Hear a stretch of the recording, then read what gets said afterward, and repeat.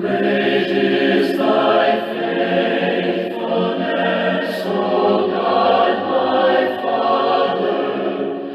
There is no shadow of turning with thee. Thou changest not, thy compassions, they fail not. As thou hast been, thou forever wilt be. Great is thy faithfulness, great is thy faithfulness. Morning by morning, new mercies I see. All I have needed, thy hand hath provided.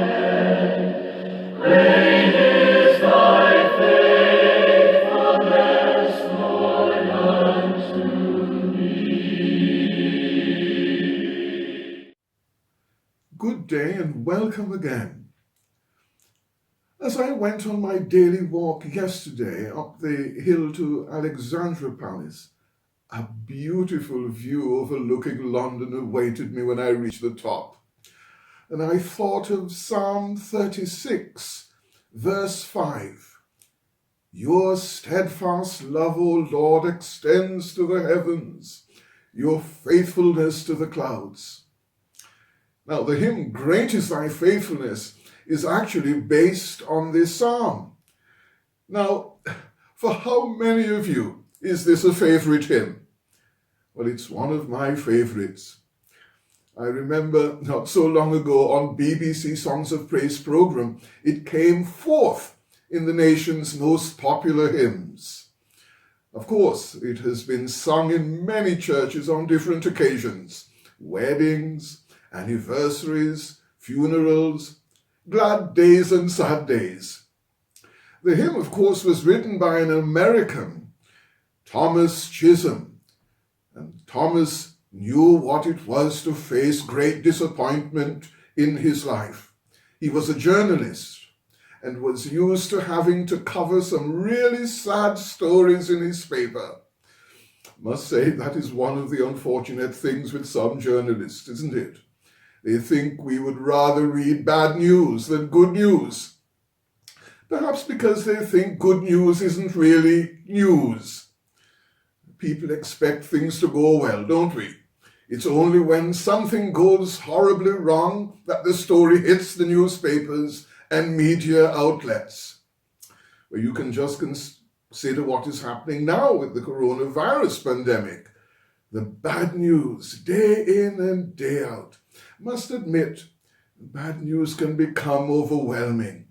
Thanks to those journalists who encourage us with good news stories of positive things happening even in the midst of the current circumstances.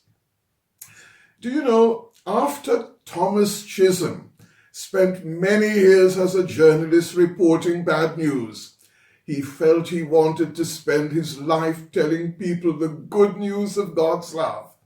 And so he gave up his job as a journalist and offered to become a Methodist minister.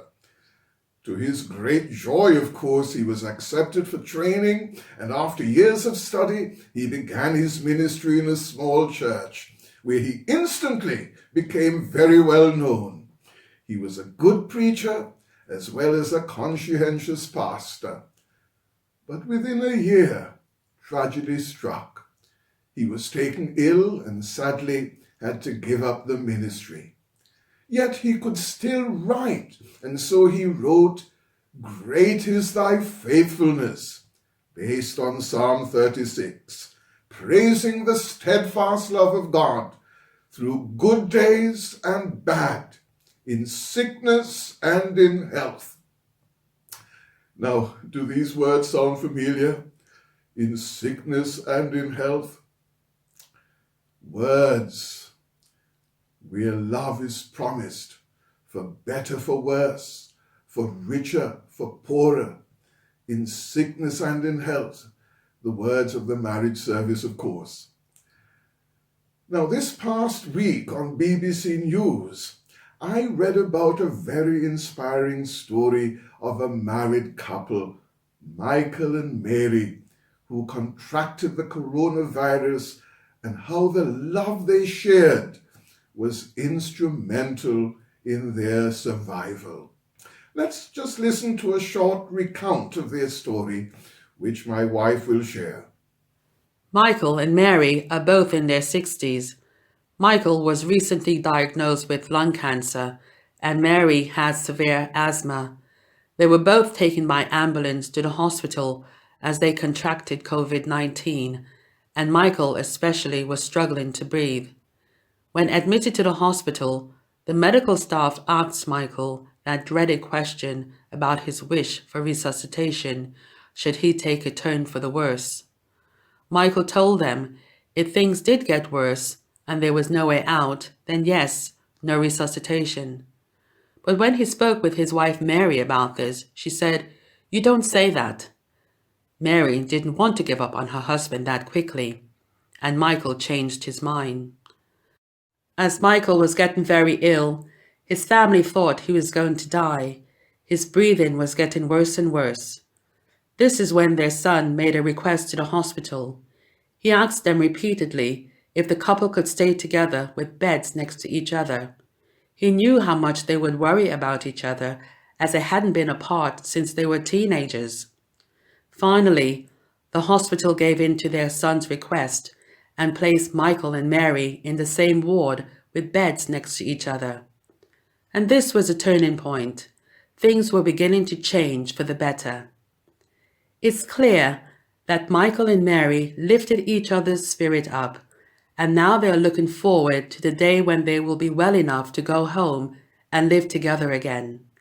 They have their 48th wedding anniversary to celebrate in September. Human love, my friend, is intended to be as steadfast as the love of God, who, as Isaiah expresses it, loves us as much as a good man loves his wife, and vice versa. Whatever happens, nothing should ever be allowed to disturb our faith in a God who loves us like that. But that's a hard thing to say at this time, isn't it? Especially when we see the heart-rending pictures and read about what the coronavirus is doing to people's lives. We can't help asking, my God, why should such terrible thing be happening? Already, some people have sought to find logical and theological answers to the crisis. Others point to blaming others. And there would be those who blame God and say, why couldn't God have made a more perfect world where disease and pain was never felt? I must confess I don't know how to answer those questions. None of the answers people give satisfy me. I can only respond by asking not why has such a thing happened, but what can I do about it? How can I help people still to believe in the steadfast love of God in the present circumstances?